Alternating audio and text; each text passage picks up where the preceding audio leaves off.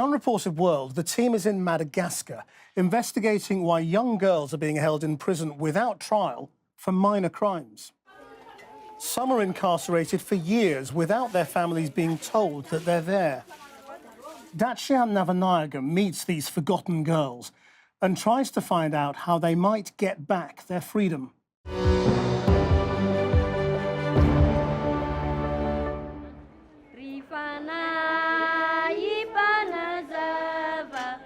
Ansarabi Prison, Central Madagascar, Women's Wing. Sahul Rabana Sol has been here a month, but has no trial date. She says she's 17. I'm here because I've heard 80% of under-18s held in Madagascar's prisons have never been to court.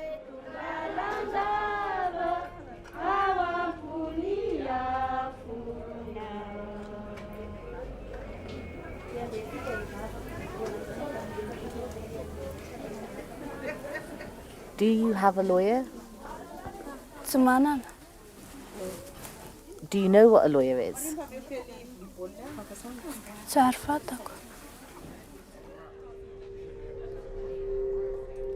In Madagascar, authorities can hold adults in prison for over 5 years before being brought to trial. Girls like Sahul, who are under 18, can be held for almost 3 years.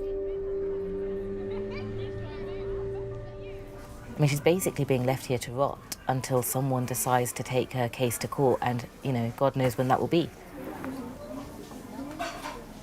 She lives in this tiny room with 30 other women. Just this bit. Do your parents know where you are?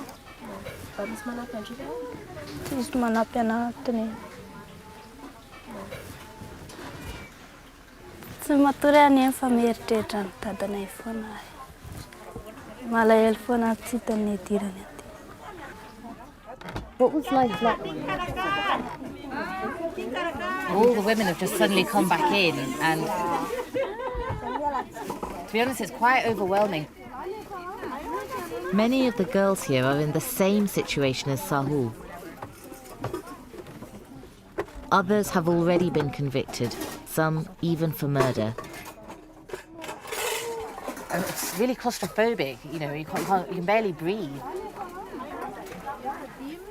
You can just imagine what it's like if you're a young girl and you're turning up here for the first time. It's completely frightening. Sahul was working as a maid for a local doctor when her employer accused her of stealing.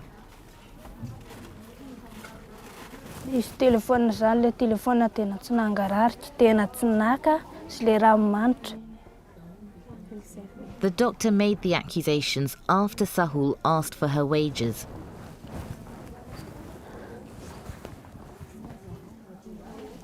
Are you scared that you'll never leave here?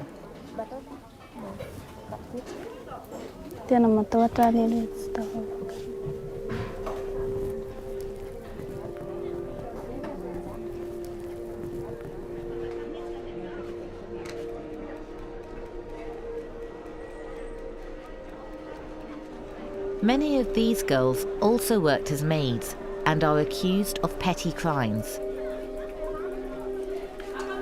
They too have been jailed with no court date in sight. I've heard the story so many times now.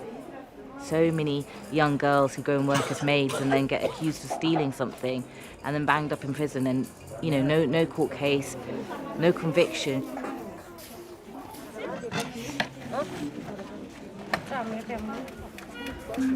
More than half of Madagascar's prison population have yet to be convicted of any crime. In fact, the number of under-18s held without trial has more than doubled in the last 10 years.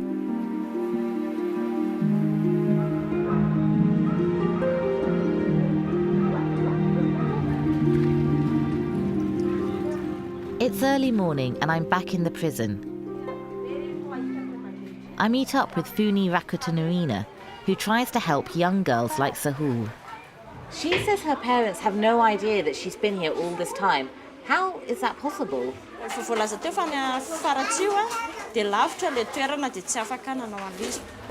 She sees how prison time is damaging the girls. What sort of effect has it had on Sahul being here?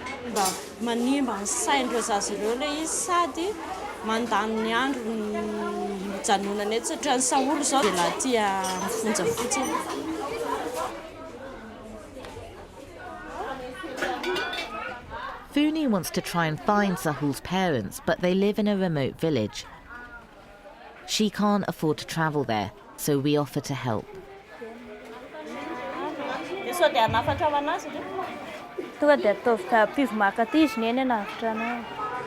Every time I've spoken to her, she's been crying, and now she's smiling so much.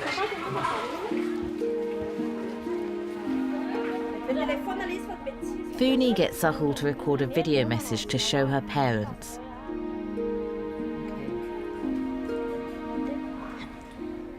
Za dada mba mila fonja aminareo za nefa tsy nangalatra fa mifono aminareo.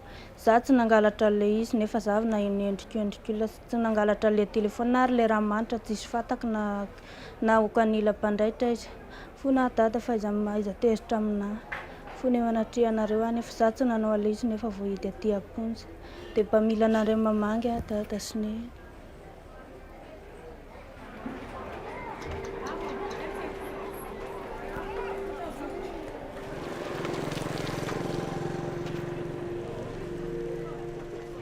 The next day, we set off with Funi to try to find them. Sahul is pinning her hopes on Funi finding her parents. But Funi warns us they may be hard to track down. Worse still, many parents here disown their children if they're put in jail.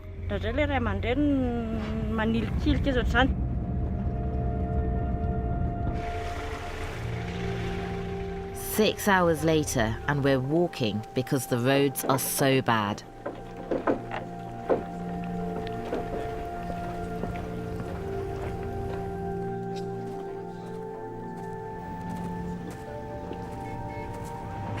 Just when we thought we might have to turn back, a bus has suddenly turned up. It's really overcrowded, but they're going to make room for us. Oh, thank you.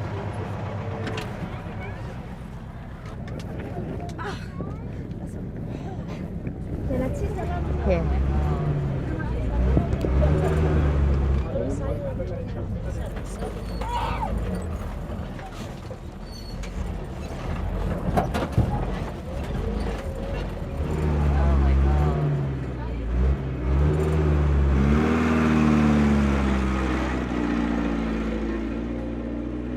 After a few hours, we arrive at Furitsio.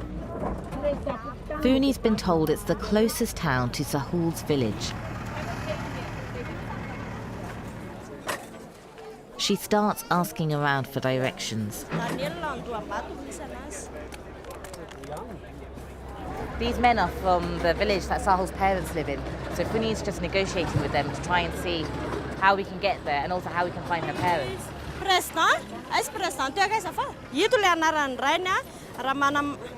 Ramana Nandru Nenarandrena, David Rabena Sula, Dendrena, Ramana Nandri, Jacqueline. Avaka makantsika. So. Andeo any ve? Yes. Izany io David Natana avy le mpivady tato. Dia mba ho eto moa izay. Izy ve tsy eto azy? Aiza izay? Ianao raha satria avy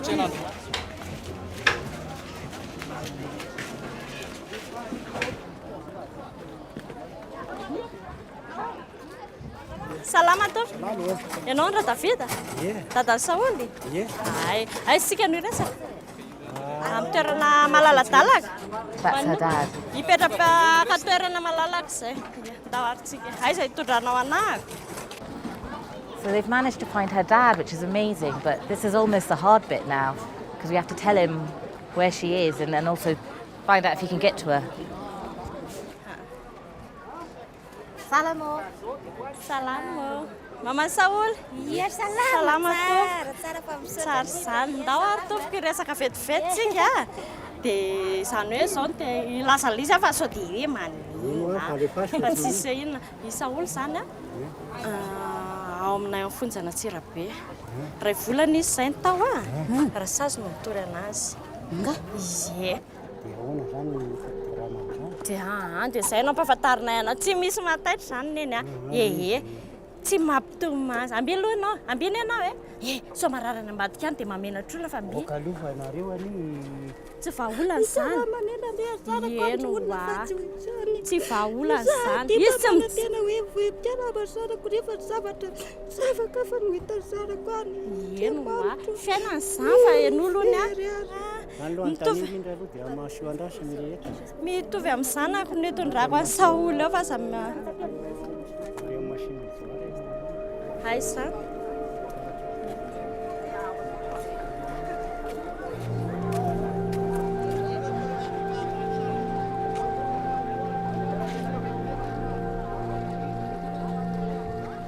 But it's obviously really upsetting for them because they haven't known where she is for the last 6 months.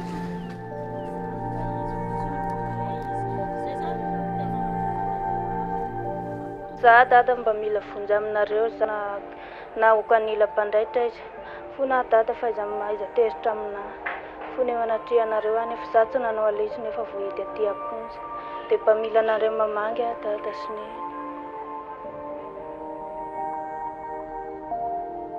tsisy zavatra atahorana izany fa izy fotsiny hoe izy izay zany no tena nandehananay hoe tokony ho fantatry ny ray aman-dreny ilay izy. Sy ny azo ozy aho hoe rehefa amina fotsiny izy dia aleo iverina.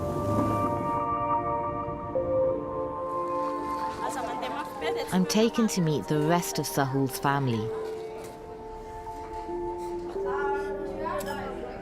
These are Sahul's sisters and cousins, and they're saying that they have spent the last few months trying to get in touch with her, but every time they called her employer, they were told that she was sleeping or that the woman was at work and that they would need to call back later. And this whole time, none of them knew where she was.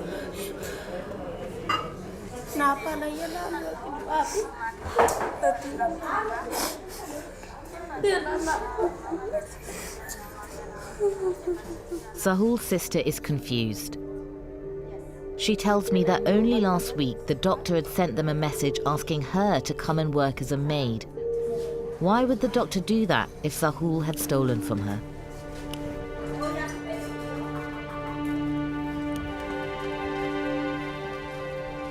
Then we discover Sahul's dad David is trying to borrow money for the bus fare to see her. So we offer them a lift.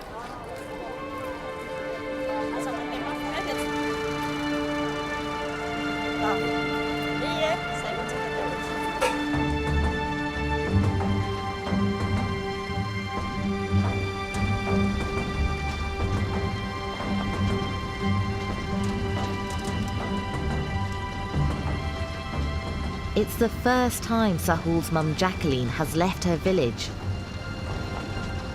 And the first time she's been in a car. Madagascar is one of the poorest countries in the world.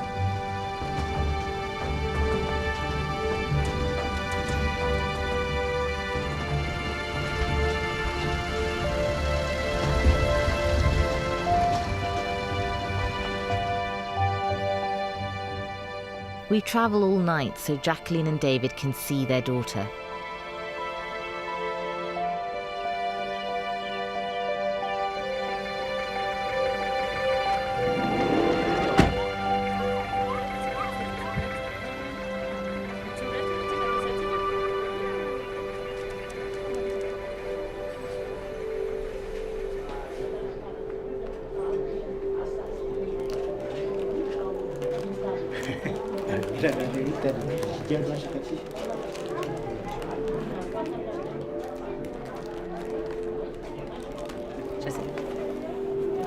The Sahul? Yeah?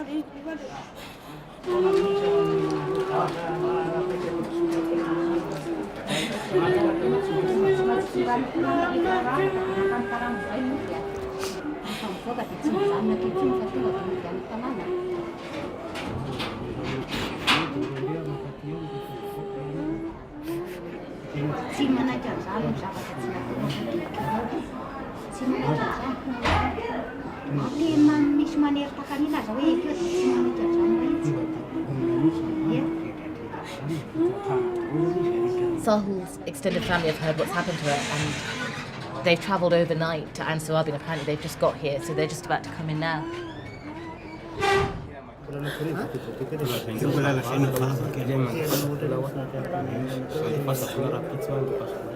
The guards are saying that she only has 15 minutes and 10 of those minutes are already gone, so the whole family only have 5 minutes left with her.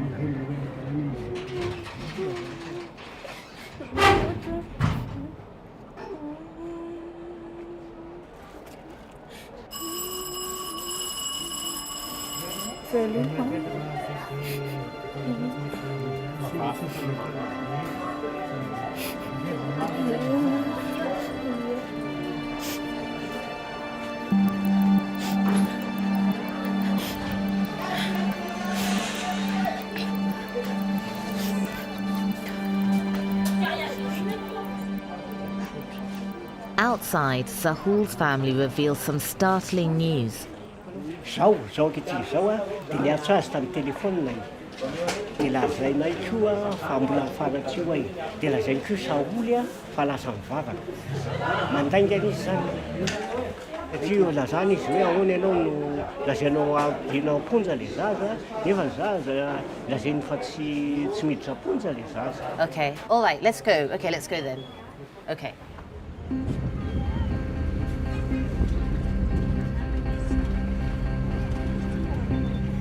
Sahul's employer lives minutes away from the prison.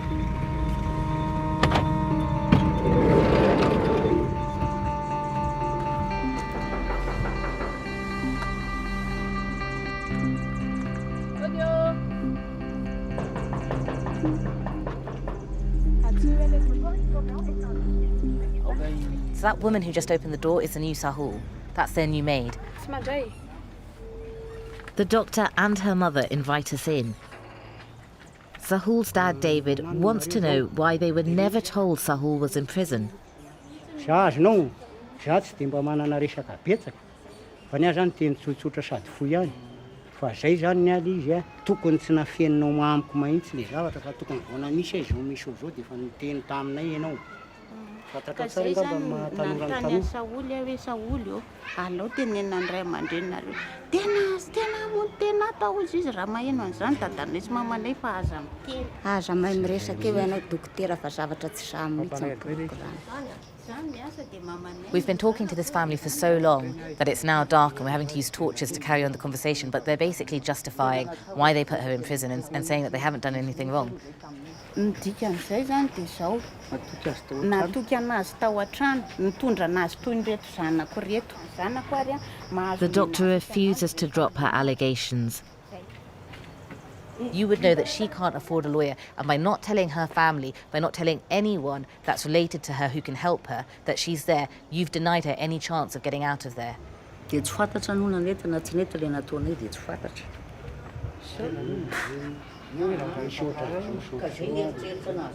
They've said they'll only pay for the work that Sahul's done if her parents now ask for the money, which just seems bonkers. Like, who says we'll only pay you for work you've done if you ask for it? I mean, obviously that's why she went to work for them.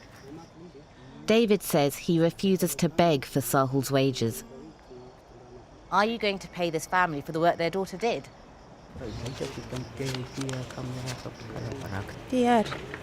Eventually, she hands the money over. It's 120,000 aria, about £25, a fraction of what's needed for a lawyer or a bribe. Human rights groups say bribery is the most common way out of prison for those accused of petty crimes. David and Jacqueline leave no closer to getting Sahul out of jail.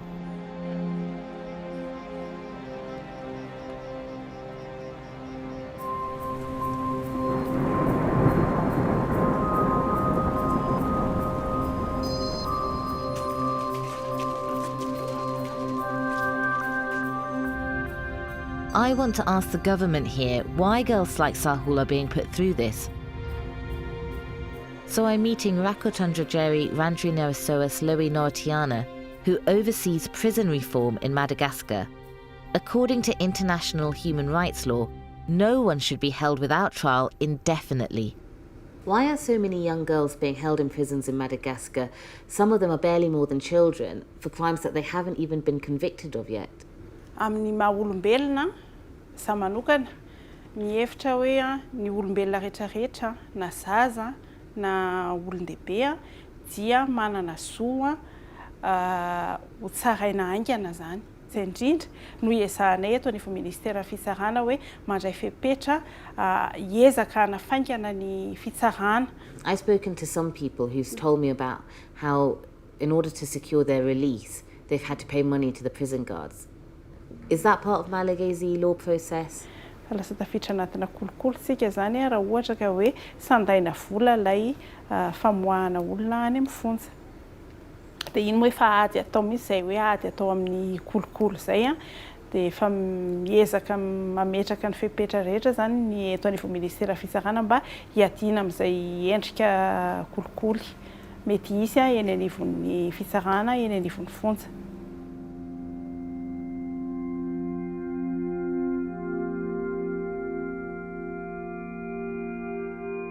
Sahul is still in prison. Her family don't have the money to hire a lawyer or pay a bribe. She still has no idea when her case will come to trial. Jacqueline and David now visit her every week.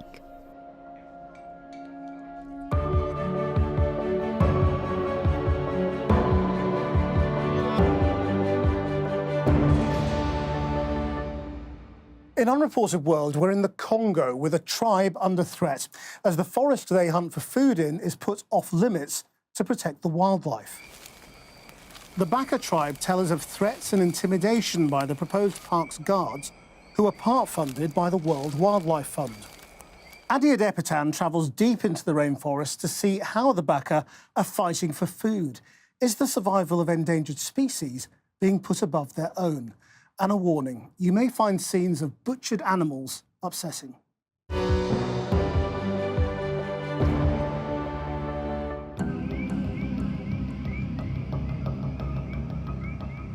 Northern Congo, home to some of the world's most pristine rainforests. It's teeming with wildlife, some under serious threat from extinction, like gorillas and forest elephants. And it's been the hunting ground for tribes here for generations. This is the town of Wesso, on the border of 6 of the rainforest's national parks, a busy trading post for meat that comes from the forest known as bushmeat.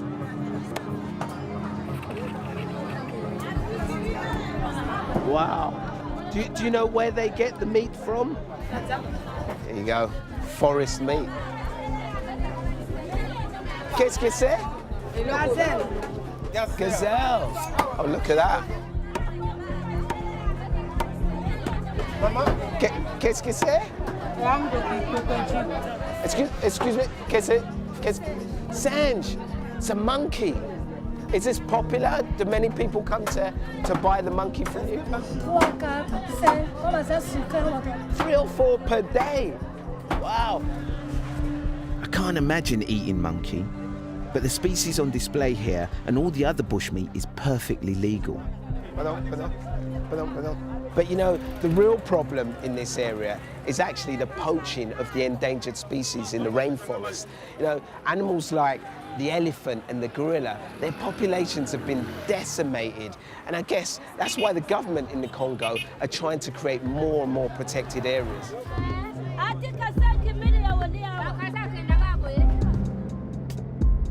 I'm heading to one of them. It's an area the government has earmarked for a new national park called Masakja, and it's already patrolled by what are known as eco-guards. Yeah, we are well within the proximity of the park, the protected area here. So, you know, poachers obviously operate around there, and these eco-wardens are here to protect the park from all of that. This is a promotional video by the World Wildlife Fund. The eco-guards work for the government but receive some finance from the WWF. The video portrays the eco-guards as an unarmed force facing heavily armed poachers. Protecting the elephant is one of the WWF's main causes, and it has a fight on its hands. Thanks to poaching gangs, including Chinese syndicates, the elephant population here has plummeted by 60% in the last 10 years. It's not long before we see signs of them. There it is, big elephant poo, loads of it. I've never been so happy to see so much crap. This perfectly tarmacked road is being built, I'm told, with the help of Chinese logging companies. It's provided easy access for business and locals, but also a speedy getaway for the poachers. We're outside of the boundary for the new proposed park, 1,400 square kilometers of forest that will be off limits for 8,000 tribespeople. Now I'm going to meet a tribe of people called the Baka, and the Baka have lived in these forests for generations. And what I want to know is if their lives are going to change once all of that happens. Mikosi is from the Baka, one of the very few of his tribe to be educated. He lives in a small town called Sembe. He's brought me here because he's worried. Ah, hello, bonjour. Oui, ça va bien. Ah, Mikosi, can you tell me about the issues that the village people and the Baka are facing in this area? Pona makamona bapo baye bape badroit na bango po baye bape oyo bakomi na balwa na bango koloba ke batiko lia lisusu na zamba batiko fantu na zamba. So how are they affected by these laws? Mikosi takes me to one of the villages on the edge of the forest. Clearing the path. My dad had one of those. So all our neighbours had a fly mow, and my dad just brought out this machete in East London. Celeste is the village chief. He urges the tribe to tell me how the eco-guards treat them. Have many of your people here had problems with the eco-guards? Sano. What on a grimace in a two? Nyibangwala kwa imana parce que wa men vont souffrir pour rien. Oh. Eventually they begin to talk to me. Namaga toshe yi. Na ngotinango to boni. Zuka pem na bango na be petit be kautena bizo na bango. Why are the eco-guards attacking your people? Why are they beating the men and women from your village? Amona ka bakuga ba puse ba biso comme biso ba mona biso ba mbenga kama ba grimas na biso. The WWF, who part fund the eco-guards, later told us that respect for human rights is at the core of their mission, and they have stringent policies designed to ensure their partners are safeguarding the rights of indigenous people. But the Baka, who prefer their tribal name to being called pygmies, feel they're being targeted by the eco-guards. But why?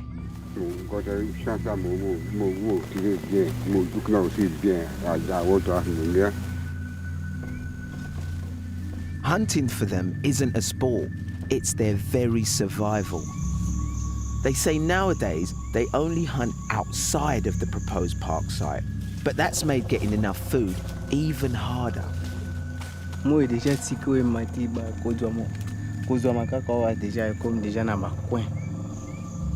The Baka admits some of their tribesmen used to kill elephants before it was outlawed, and some locals have quietly told me that others still work for poachers, tracking endangered species for the syndicates. But these guys hunt animals that can be legally killed, like antelope and some monkeys. Even though they're outside of the national park zone, they say the eco guards don't care. Just carrying a rifle makes them a target. Na minuto na mondokio ngana simio pase iloko wa entejina bango ifo na kima nangu.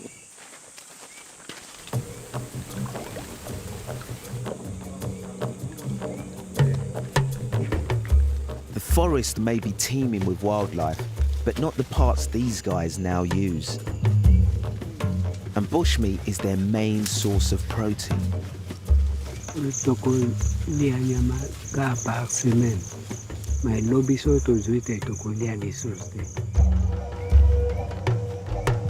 After 5 hours, they've seen no animals. All they've found is a giant snail, a tiny snack to show for hours of work, trekking through thick, humid jungle. There's no local shop here. If they fail to catch anything, the whole village goes without meat. For dinner tonight, it's cassava leaves and bananas.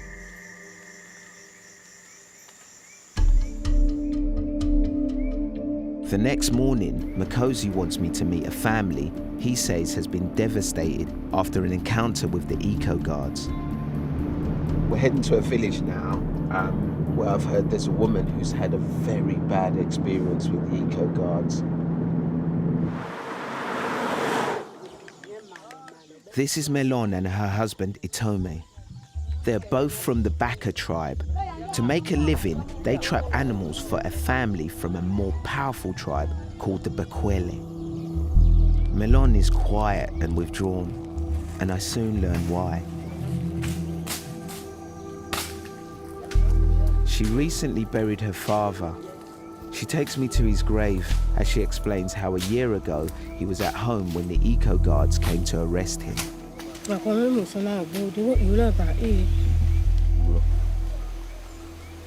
He and 3 other men were convicted of killing an elephant. The villagers say none of them even owned a rifle. Why do you think the eco guards made this accusation?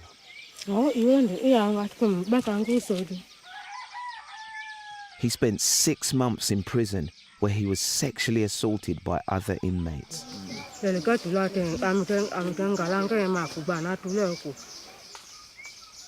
He died 3 days after his release. I'm sorry. I'm sorry. Have you made a complaint to anybody? Have you spoken to any of the authorities about what happened to your father? I don't know if her father was guilty, but I can see his death has left these people terrified of the eco guards. Nobody deserves that. And if this is all about protecting the rainforest, then I don't know, something has gone wrong here. Something has gone very, very badly wrong.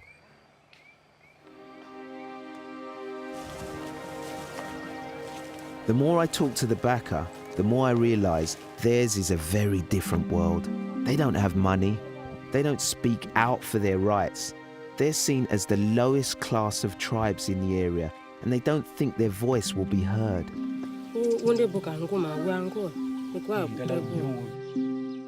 Itome and Melon claim the Bakwele, the more powerful tribe, often boss them around.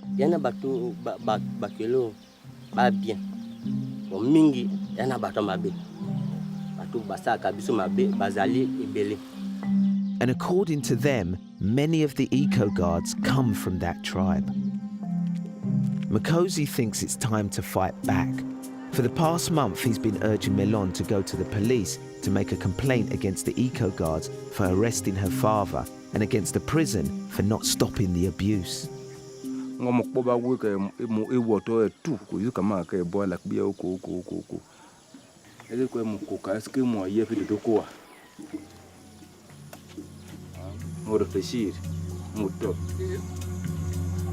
To me, Makosi straddles the forest and the modern world. He can see the Baka deserve better.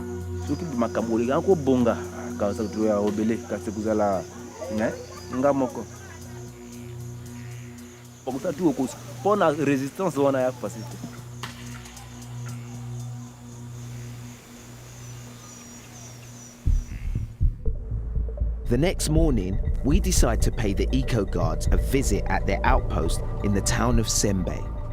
So we just arrived at the headquarters of the eco guards. These guys are supposed to be here to protect the forest, especially now it's going to be turned into a park. But there have been a lot of allegations about them, about stuff that they've done that have affected the villagers and affected the Baka people. And I'm going to put some questions to them now. Hopefully, they're in. We find just admin staff who tell us the eco guards are out on patrol. Parlez anglais? We call the commanding officer's number, but there's no answer. I really need to speak to someone in charge because in the short space of time that we've been here, there's been some serious allegations made about the eco guards, which for me is extremely shocking, especially as the eco guards are supported by WWF, who not only protect wildlife all over the world, but they also claim that they protect the rights of indigenous people. It's not until later that we catch a glimpse of how these guards operate. They still won't talk to us as they prepare to go out on patrol, but it's clear they're heavily armed. I can see why the Baka are so intimidated. They look more like soldiers than the unarmed wardens featured in the WWF film. Bonjour. I'd seen the tribesmen come back from their hunt with nothing. Today, it's the women's turn, and they're fishing Baka style. They dam sections of the river close to the village.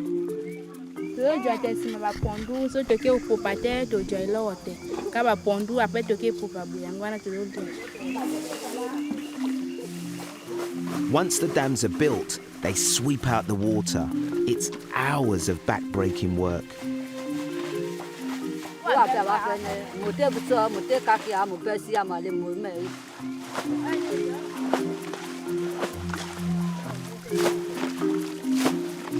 The fish seem pretty elusive, but if they don't catch any, it'll be another hungry night for the villagers. They manage to land some fish and find shrimp and crabs in the roots of the trees. It's not a huge catch, but the villagers will eat tonight.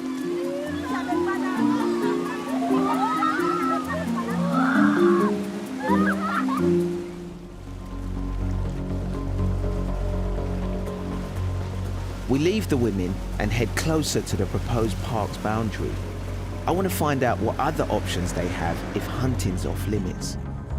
We are deep in the forest and we're heading to a village that is so remote. The only way you can get to it is on this dusty, muddy road. There's no way my chair can navigate the dense forest, but it's in there where I'll find the forest people's most reliable food source. Here goes. I'm off to the bush.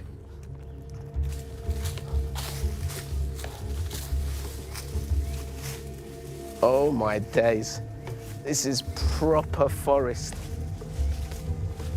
These plantations harvest banana, cassava and cacao nut, crops that help keep people here alive.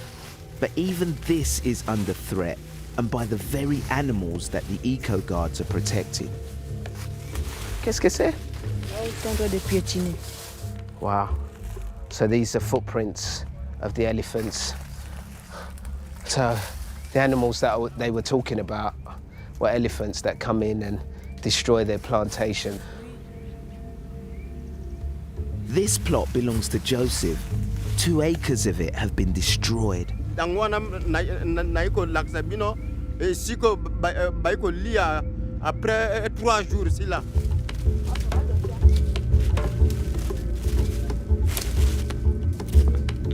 Jusqu'ici là. Qui a détruit ici là, jusque là-bas. I'm starting to see that these guys have a totally different view of elephants than many of us in the West. Here, they're a pest and a danger. To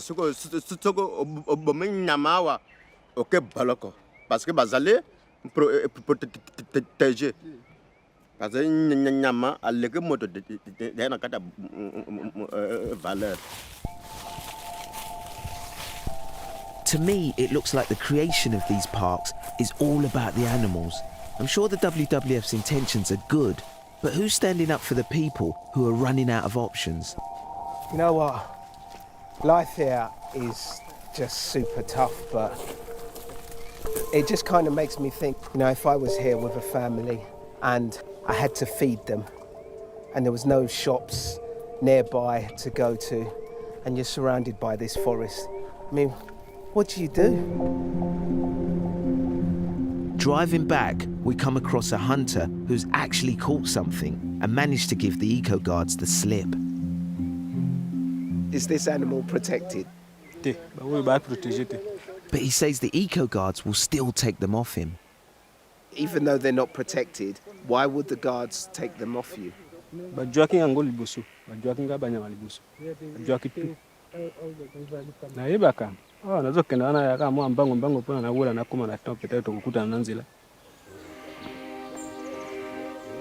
Bonjour. We leave the hunter with his bushmeat to take a breather at the nearest village and have a chat with the chief. Bonjour. What's going to happen to your village if this whole forest becomes a protected park? Then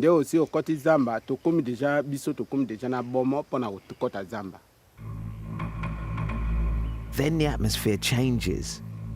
I soon learn why. To our left, the guy there is the eco guard, and he's just come to listen to what these guys are saying. The eco guard is out of uniform because he's off duty. I don't want to make life difficult for the villagers, so I change the subject. Tell me about fishing and how you fish. Bon, pona makambo ya pêche wana avant to banda pêche. Je voulais seulement donner l'exemple. Il faut le bango tenga pesa exemple pour la ikuka baboya parce que bato susu. Ba kuma ko beta ba kisi wana ba kuma ya kana ba damsha na ba produit privé ba sangsana ngo pone ba bambisi. Off camera, he's telling the villagers what to say, so I try to talk to him.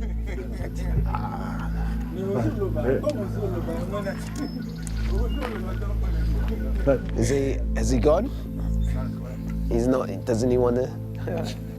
The eco guard's not keen to appear on camera. See, we're in this little catch-22 situation where we want to speak to the locals about the forest and the impacts that the national park is having on them, but we've got an eco guard who's watching these guys, intimidating them, and they're afraid to talk. So there he is, he's left. Every time I start to talk to the villagers, he comes back. Are you worried about talking or saying anything about the forest whilst he's here? We'll talk later. Yeah, he's here now. Oh, so awkward.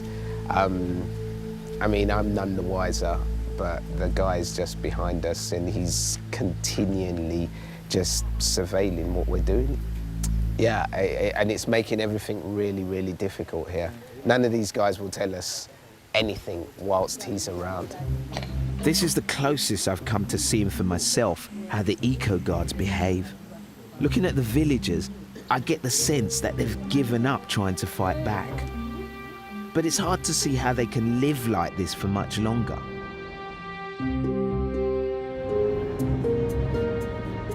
Makosi wants them to start speaking up for themselves. He tries one more time to convince Melon to make a complaint about her father's death after 6 months in prison.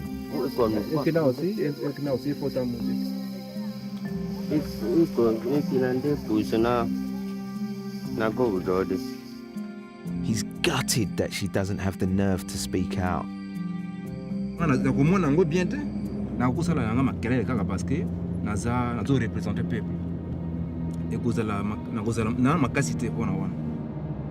It's heartbreaking to see a tribe that belongs in this rainforest under threat. The WWF told us they've now launched an independent investigation into all allegations made against the eco-guards in the Congo. They say if they uncover any breach of their policies, they'll take swift action. Before I leave, the Baka boys want to show me that the forest also has treats. I've never done this before. In a pickup truck full of Baka tribesmen on our way to collect some honey. Might pick up some milk and some bread on the way, yeah? Ah, là-bas? This tree. Okay. We're getting the knock on the van, which means the honey's over here. This I'd like to see.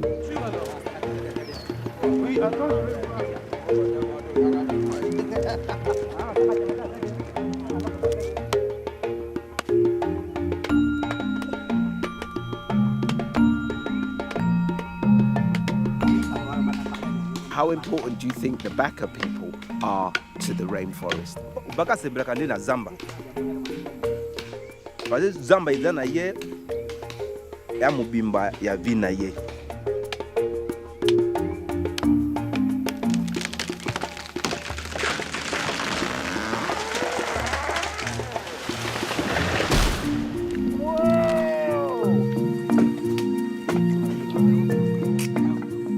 As the rainforest becomes more and more off limits to the Baka, this is a moment of rare joy, fresh honey.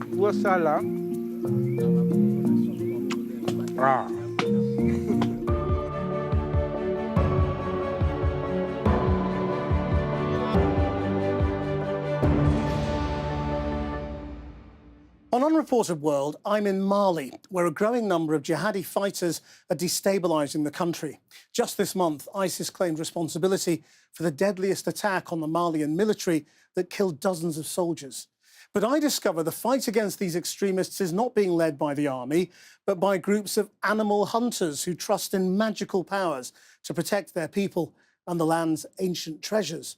And travelling from the mud city of Djenné to Timbuktu, I learned that this conflict is driven as much by tribal division as the jihadist surge. And a warning, there are scenes some of you may find distressing.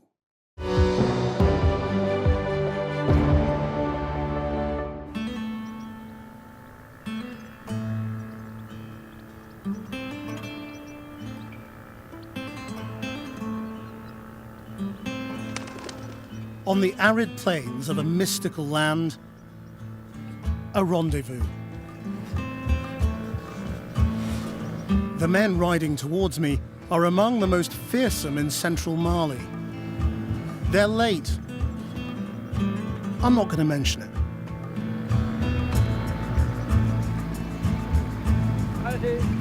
They are known as the hunters.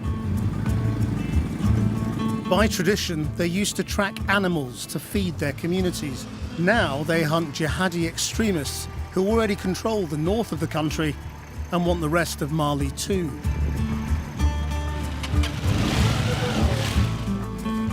The hunters say they have become the protectors of their people.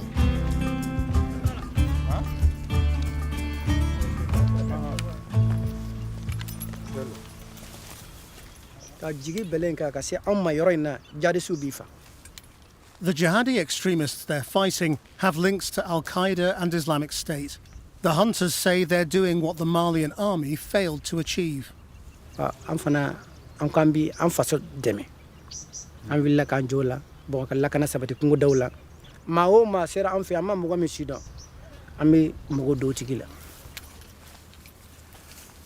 As their extraordinary outfits suggest, there's mysticism in hunting. I've heard that the hunters also have some special powers, special protections. Can you tell me about that? Bon, I'm going to give Marfa Nunuka and Alatoko Minubambole. Anga Seben Nunu and Anga Kununu. Can you tell me about the amulets? How do you get them and what is their power? Amulets are magic charms, but the first rule of magical power is you don't talk about the magical power. Can you tell me about this man and the things on his uniform? am ti seko do anga ko sebe nunu ni gire minu bambulu ko do kono ko nyafa ali. And with that, they're off on patrol. The hunters say their job is to defend Mali from jihadi extremism, but groups like this have also been accused by the government of atrocities and even massacres in villages suspected of harbouring jihadis. They are a scary group of people to come across in the bush. I mean, with their uniforms and amulets and skins, and one guy had a machete. I mean, you know, you wouldn't want to come across them on your own.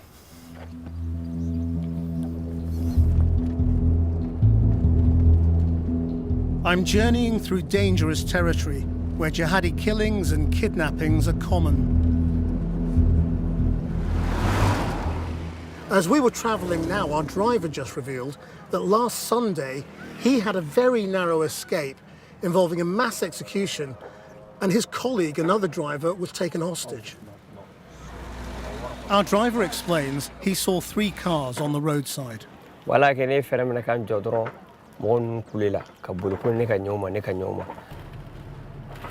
This is what he found.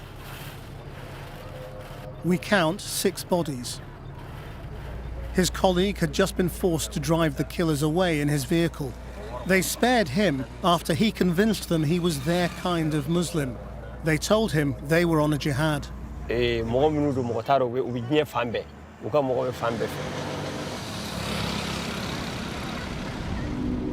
I'm heading for one of West Africa's wonders, the fabled city of Djenné.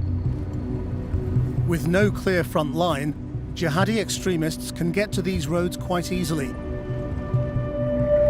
We've been warned once we get to Djenné, we won't be able to stay for more than a couple of nights.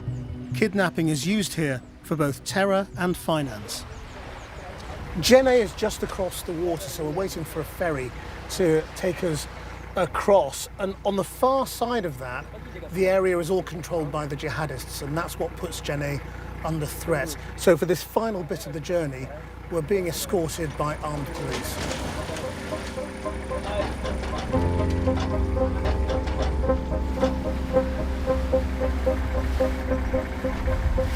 This used to be the route for adventurous travellers coming to Djenné to see one of the great wonders of West African civilization.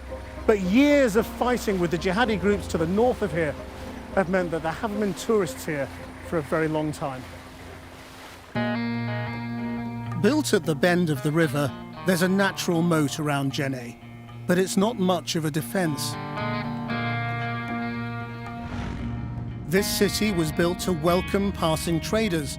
That wealth helped build one of West Africa's most important centres of Islamic scholarship. Oh, wow.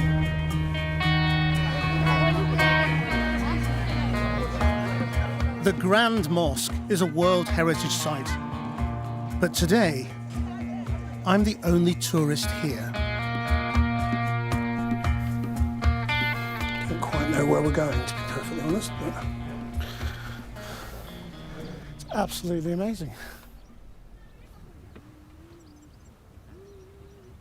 It's an extraordinary structure. You feel a bit worried about walking on the roof, knowing that it's made of mud. But you can see the exterior here, which has to be remade every year because of the damage that the rainy season does. And the whole area is actually made just like this. There's a whole city made of mud. Djenné is also famous for the mystical men who make those magic amulets I saw on the hunters. They're called marabouts. I'm going to meet Mahamadou. He's from a long line of marabouts who've practiced in Djenné for centuries. Hello. Hi. Krish.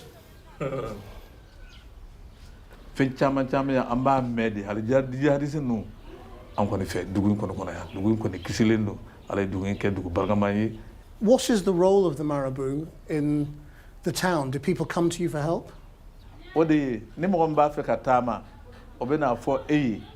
antata ankunfe amba nyenyini wodila na yemi yodila ambo foi ala yemi jira anna wodi ni. This practice is seen by the jihadists who follow the ultra-conservative Wahhabi branch of Islam as heretic or haram. Ne ane Wahhabi o masaka ben ulo ba ko hamnya yara de ke alai uli yele siunde kata ala de fe ambe ala dilina yidi note utika foko ulu de alai.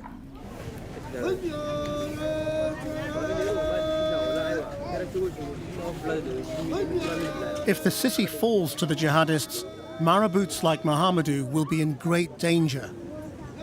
But for the people of Djenné, there's no contradiction between Islam and the ways of the marabout.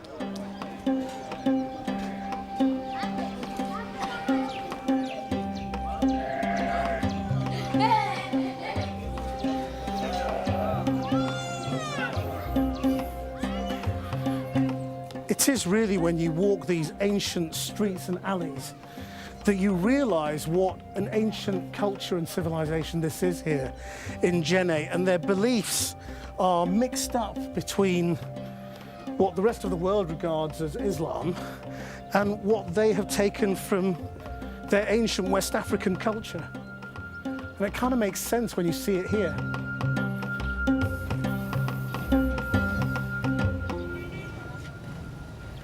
Opposite the Grand Mosque is the library, where Djenné's oldest families have gathered centuries of Islamic learning. Yet this too could be a key target for extremists gathering outside the city. Bonjour. Garba. Je m'appelle Krish. Ah, ok. Soyez le bienvenu. Merci, merci. Moi, c'est Aboubakar Garwayaro. Je suis archiviste à la bibliothèque des manuscrits de Djenné. Soyez les bienvenus. The library is packed with books dating back hundreds of years. They all belong to the oldest families in the city. Most are traditional Islamic texts like the Quran, but there are also manuscripts about healing and astrology. Are there any texts here that look at the more mystical traditions of Djenné, away from Islam? Oui.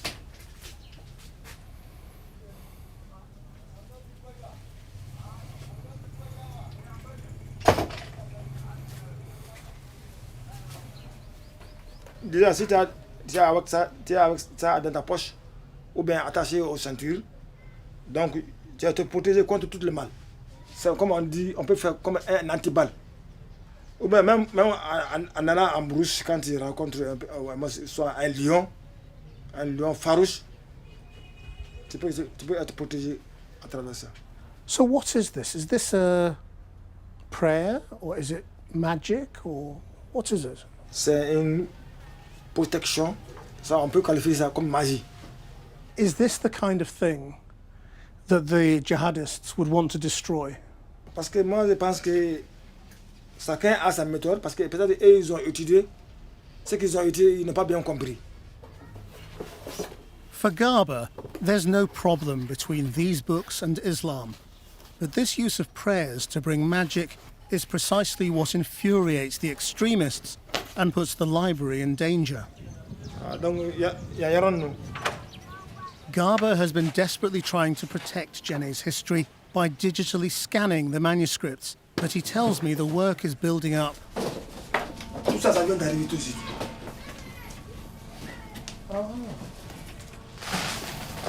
On va fouiller tout ça un à un pour voir les contenus. How many manuscripts do you have in total? Les manuscrits de Djenné, ça va environ dans les 100 000 manuscrits. On a récolté seulement que 10 600. Donc, peut-être dans les 10% qu'on a pu récolter pour le moment. Donc, c'est un travail de longue haleine. Just what will survive in Djenné if the jihadists take over? That's the unspoken fear on everyone's mind. The same kind of extremists have destroyed historic sites in Syria and Afghanistan. And it's happened in Mali already, in a famous place to the north of here, Timbuktu. Cut off by the conflict, the only way into Timbuktu is on UN flights carrying aid workers. We're flying over territory that houses jihadi extremists, including Al-Qaeda, Islamic State, and Ansar al-Din.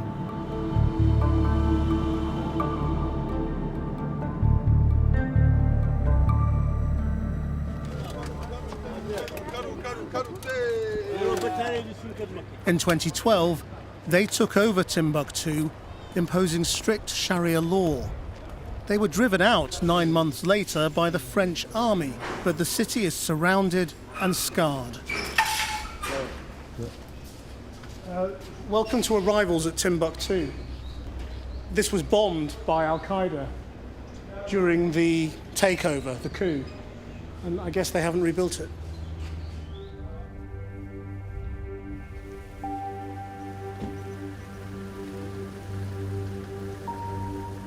The French are still here fighting the extremists, as are UN peacekeepers. Despite their presence, the airport road is frequently attacked, and we have to travel with an armed escort. It's very militarized as soon as you get here. The airport has been bombed, and there are UN bases and French bases right next to it, and armored cars everywhere. There's an eerie atmosphere on the streets, and a real sense of being in the shadow of the extremists. As they were being driven out by the French, the Al-Qaeda fighters destroyed a priceless collection of ancient manuscripts at the main library, the Ahmed Baba Institute. Professor. Bonjour. I've come to meet Professor Abdoulaye Cissé to see where this terrible event in Timbuktu's history happened. Les manuscrits, c'était là? C'était ici, oui. Voilà, c'est là l'atelier où on fait les boîtes de conservation physique des manuscrits. So they just brought them out here? C'est ça. Ils ont amené dans les boîtes ici. Maintenant, ils ont vidé les boîtes, ils ont jeté les boîtes et mis le feu dans les manuscrits. How many? 4203. Exactement ce qu'on a perdu. 4,000 books here? Oh, yes. It must have been huge. Ah, c'est beaucoup. The images of irreplaceable manuscripts in ashes sent shockwaves around the world. There were the same kinds of books I've seen in Djenné that Al-Qaeda find heretic, but they also burned ancient copies of the Quran. Parce que le contenu du manuscrit, ça dépend de ce qu'il traite, ça ne peut pas s'évaluer. Je sens que c'est vraiment des criminels. Professor Cissé still finds the destruction devastating. His staff did save 40,000 manuscripts by smuggling them to Mali's capital, Bamako, during the occupation. But it isn't safe to return them. Bien sûr, ça nous attriste. Tombouctou sans les manuscrits, Tombouctou n'existe pas. Today, Timbuktu has been hollowed of its identity as a centre of Islamic learning. The professor wants to take me around Timbuktu's ancient streets, but it's dangerous here. As well as the threat from extremists, gangs of bandits are exploiting Timbuktu's insecurity. Kidnapping and robbery have become huge problems. The last British hostage taken here was held for 6 years. When the Islamists were here, what happened here? C'est ici qu'ils amenaient les gens pour leur faire montrer comment ils corrigeaient les gens qui ont fait des fautes. The International Criminal Court found the jihadis guilty of dozens of cases of rape and sexual slavery during their occupation.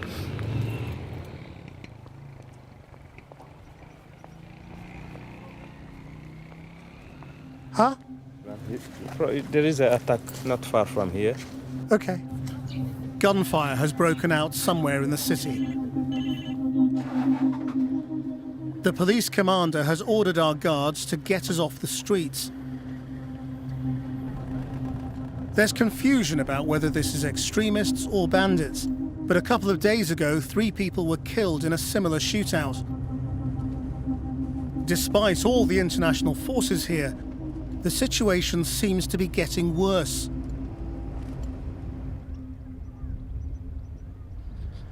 Our journey to Timbuktu has actually been cut slightly short because It turned out that there was a bandit attack on our compound where we were staying, which is supposed to be a secure place for humanitarian workers and journalists. And so the people who organise it flew out this morning, and everyone's leaving now. Back in central Mali, I'm heading to Bandiagara. Famous for its stunning natural beauty, it's become better known as the place where Mali's conflict has taken an ethnic and tribal twist. I'm on my way to meet another group of hunters.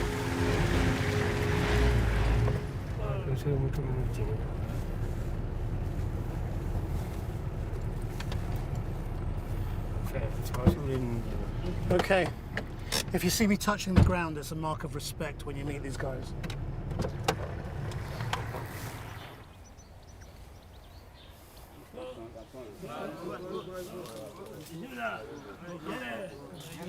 Uncle. They're from the Dogon people and say they're defending their villages from extremists who in this area mostly come from another tribe, the Fulani.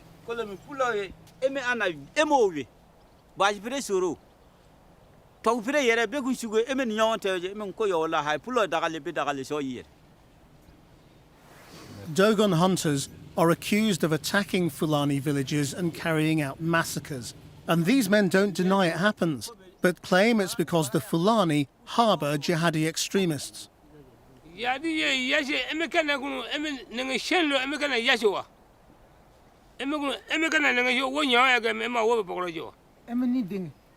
Talking to them, I'm beginning to realise that the presence of jihadis is fueling a long-standing ethnic rivalry.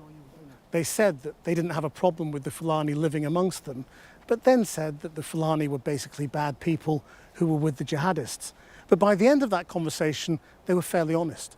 They said that in this part of Mali, at least, this is not really about a war with extreme jihadism.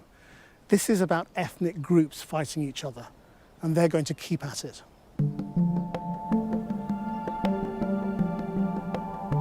Returning to Djenne, it's now clear how deceptive the mystical tranquility is, and I have a stark sense of what would be lost if the conflict breaches these mud walls. I'm going back to see Garba. How are you?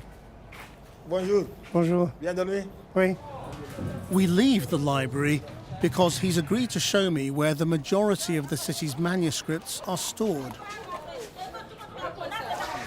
As Garba explained, about 90% of Djenne's manuscripts are still held in private homes, and he's bringing us to one of them right now.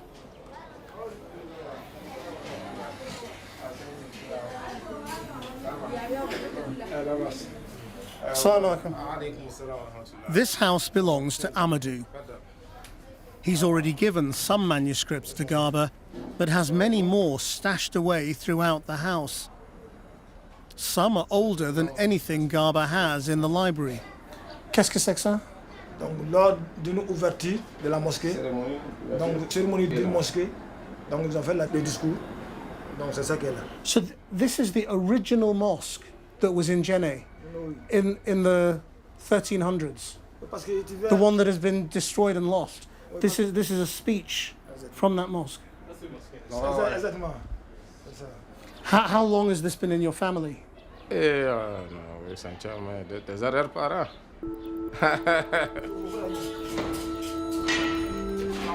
Garba takes me to another room in the house.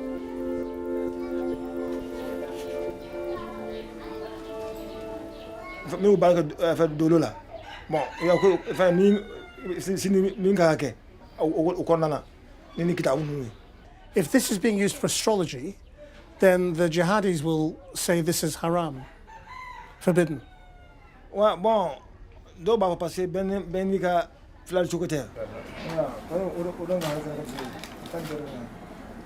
Amadou, how do you feel when your family has been here for so long, has looked after these treasures, these ancient books, and there are men a few miles from here who would destroy this?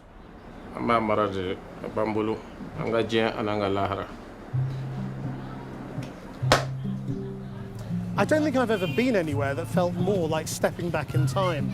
The way people live, the things they believe, the manuscripts that they keep hidden at home, handed down through hundreds of years. And this city has lived through religious wars before, jihads that have seen mosques destroyed and rebuilt. And the question now is whether this conflict will succeed, whether the jihadis to the north will end up taking over Djenné and transforming this place once again.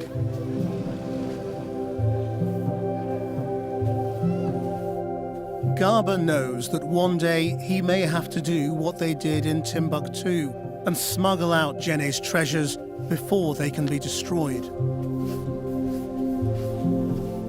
For now, he cleans and guards, preserving the soul of a magical city surrounded by war.